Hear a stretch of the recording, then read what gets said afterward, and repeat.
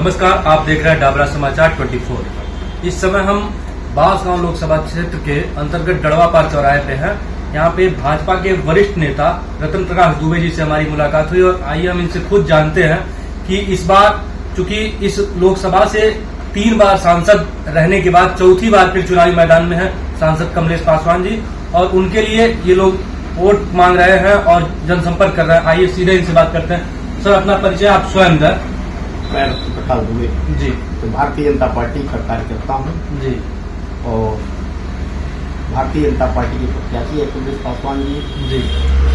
मैं भारतीय जनता पार्टी के लिए भी काम करता हूँ और मेरे व्यक्तिगत अच्छे संबंध है, मित्र हैं मेरे कमलेश पासवान जी। तो हम लोग उनके लिए वोट मांगे हैं और इस बार हमको लगता है कि हम लोग 2 लाख प्लस रहेंगे। जैसे कि सांसद जी पिछले 3 बार से सांसद हैं इस लोकसभा से जी, तो क्या हमें मतलब सांसद जी की 3 उपलब्धियां बताइए कि मतलब इस लोकसभा में उन्होंने 3 ऐसे काम किए हैं जिसको लेकर के आप लोग चुनावी मैदान में हैं। देखिए, एक तो सबसे बड़ा, जब सांसद जी 2009 में चुनाव लड़ने आए थे जी, तो उन्होंने कई जगहों पर कहा था, रेलवे लाइन की बात की थी जी, और जो कि बांसगांव संसदीय क्षेत्र के लिए सपना था।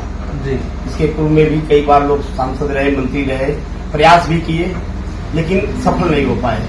और पिछली बार जब सांसद जी 5 साल सांसद थे तो न केंद्र में सरकार थी न प्रदेश में सरकार थी, भारतीय जनता पार्टी। इधर 10 वर्षों में जब केंद्र में मोदी जी की सरकार आई है, इन्होंने लोकसभा में उठाया, उसका प्रस्ताव गया, सर्वे हुआ, सारी चीजों के बाद एक बार लगा कि फिर यह फेल हो जाएगा।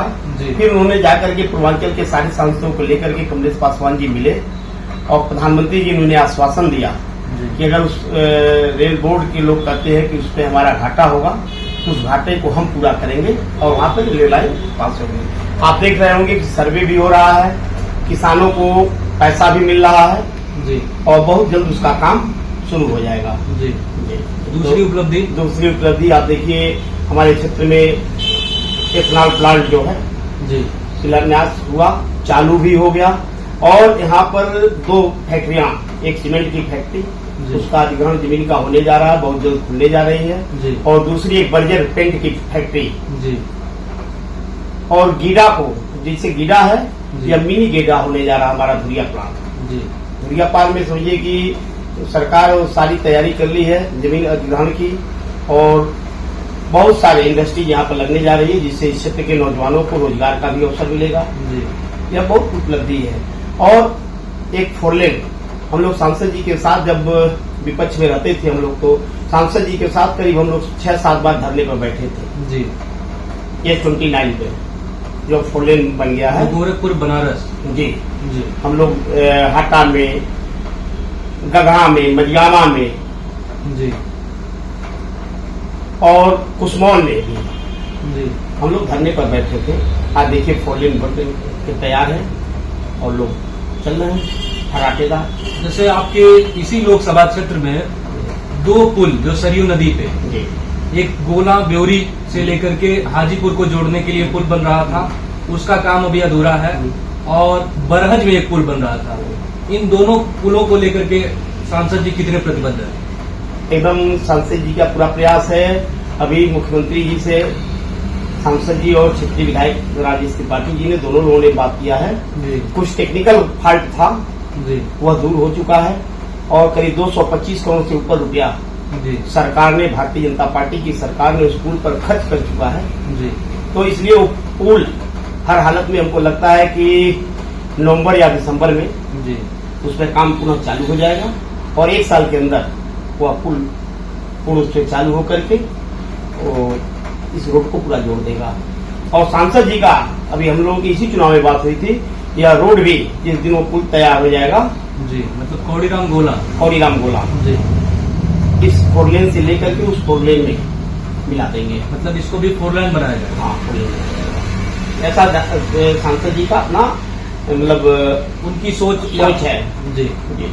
और एक सांसद जी ने और बड़ा प्रस्ताव दे दिया है, क्योंकि चुनाव सर पे था, नहीं हो पाया है, उन्होंने लोकसभा में उसको पेश भी कर दिया है।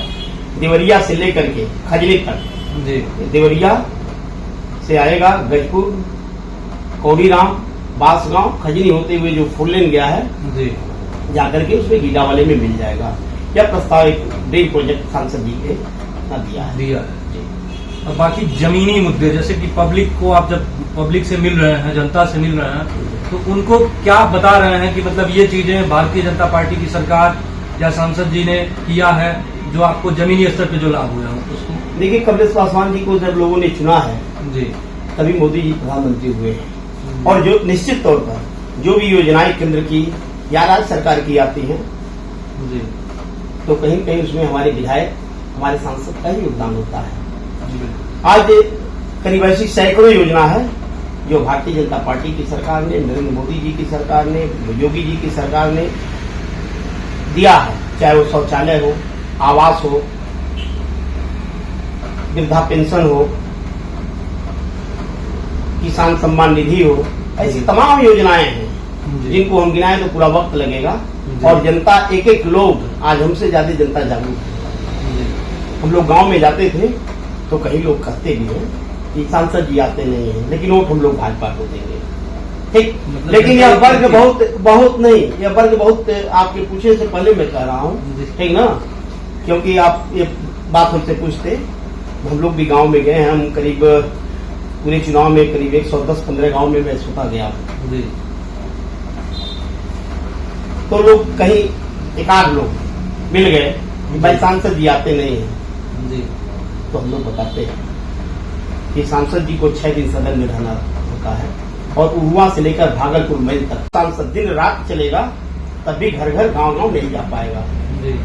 सांसद हम बनाते हैं, सदन में पहुंचे, वो हमारे साथ सांसद का आचरण व्यवहार अच्छा होना चाहिए। और जो कि मैं जानता हूं कमलेश पासवान जी ने इधर 15 सालों में इस क्षेत्र का कोई भी एक व्यक्ति नहीं मिल सकता, मैं दावे के साथ कह सकता हूं कि मेरे सांसद जी के ऊपर एक आरोप लगा दे। क्षेत्र में कभी उन्होंने विवादित कोई कार्य नहीं किया, कभी दो पक्ष गए हैं तो समझौता की बात किए हो, दोनों लोगों को समझा बुझाकर शांत किए हैं, कोई विवादित कार्य उन्होंने क्षेत्र में नहीं किया, सबसे बड़ा प्लस पॉइंट किया है। और राजनीतिक जीवन में रह करके कोई व्यक्ति इतना करता है तो बहुत बड़ी बात है, मेरा अपना जो निजी विचार है। जी चलिए ठीक है, बहुत अच्छा लगा आपसे बात करके, आपके सांसद का पक्ष आपने रखा। चलिए कैमरामैन विकेश के साथ मैं आकाश सिंह, धन्यवाद।